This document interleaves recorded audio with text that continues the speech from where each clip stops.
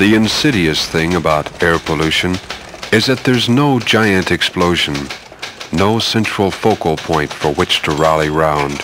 It creeps ever so slightly, day by day, higher and higher. There was a point in man's progress when Mother Nature could handle air pollution. The plants and other natural processes could expel enough clean, pure oxygen to offset the pollutant content.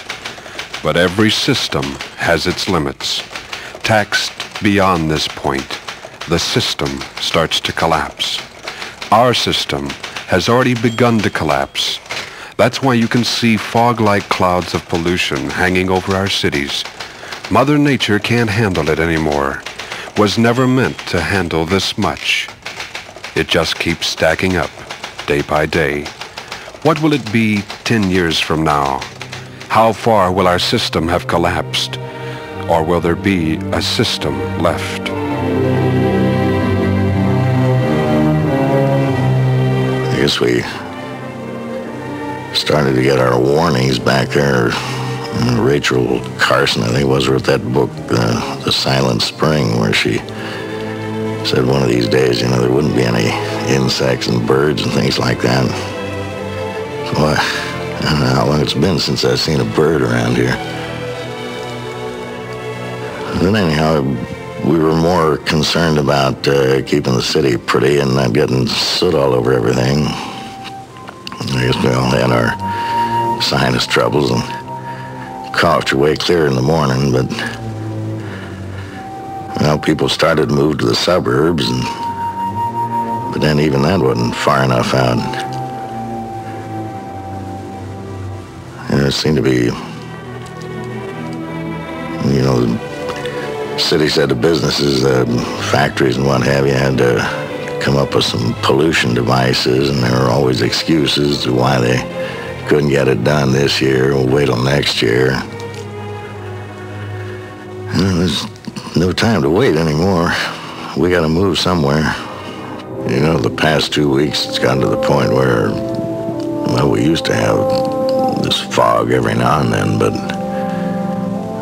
it's just been getting thicker and thicker every day. And kids have been sick. I haven't been able to work as much as usual, and just getting to work. You got to take one of the buses, or you can't ride a bicycle anymore unless you wear some kind of an inhaler to protect your lungs.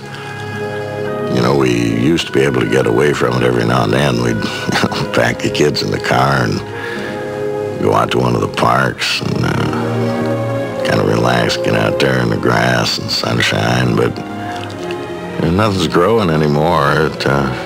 Everything's bare, just old dirt anymore. You know, it used to be when we had one of these temperature inversions when the smog would hang over the city that, well, you waited and showered, come along and clean things up and you started all over again. Then it got to the point where, you know, it wasn't like rain used to be when it cleaned things. Stuff was so full of chemicals that it got kind of green, chalky looking and stain everything it hit. And well, I don't know why, but it just quit raining. Well, you know, it hadn't rained in must be a year now. Next thing you know, all the vegetation was dying. No bushes, no trees, no grass even. First we thought it was because of the lack of rain, but well, now we know it was because of the air itself. It was so polluted and loaded with chemicals that plants couldn't even breathe.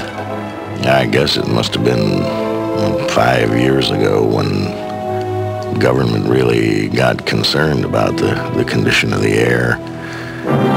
They knew that air, like we knew it then, would hold a certain amount of this pollutant, and, you know, it would clear up every now and then, but now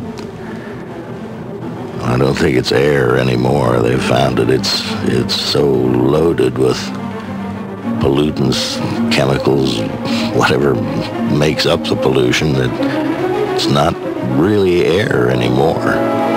Turned into some kind of a poisonous gas. I remember back in the early 70s, and they used to worry about ecology. It was the big word then.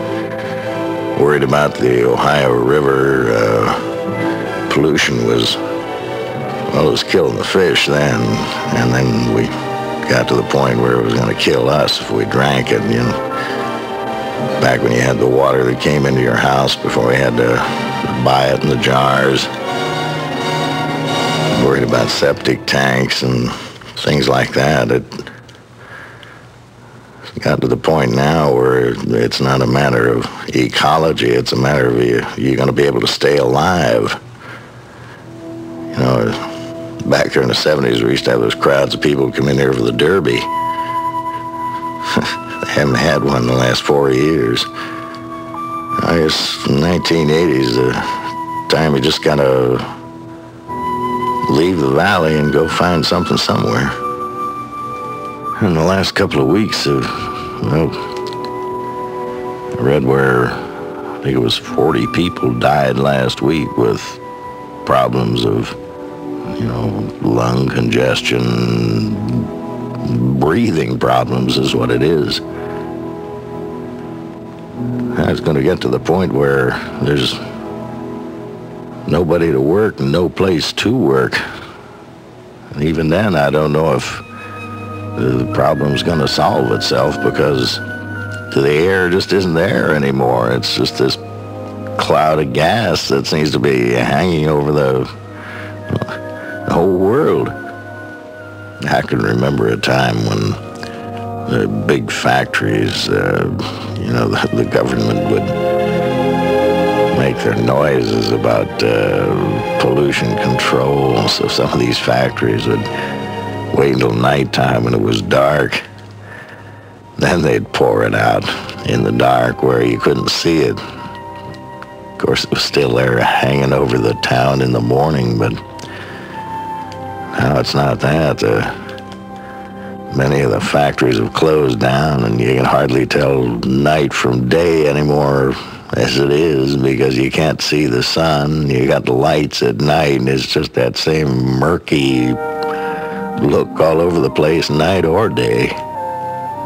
Sometimes I sit here at night at home, air controls on as full as they'll go nowadays to try and keep the air as clean as it can. And you know, how did this all happen? And of course, the first thing you think of is the big factories and all the smoke and stuff coming out of their chimneys. But I don't know. You had the automobile that was a big cause of pollution. We all worried about that back when, you know, everybody was driving. And you'd hear things about, you know, don't use green and pink toilet paper because it pollutes the rivers. And it all seemed to be a lot of fuss about what didn't seem to be much of anything then. But I guess I really blamed the government, because I figured, you know, the government was getting bigger and bigger, and if they had all that control, they should have done something about this. But I guess really you come right down to it, it's every one of us that's to blame for what's happened. Now, maybe it's just too late.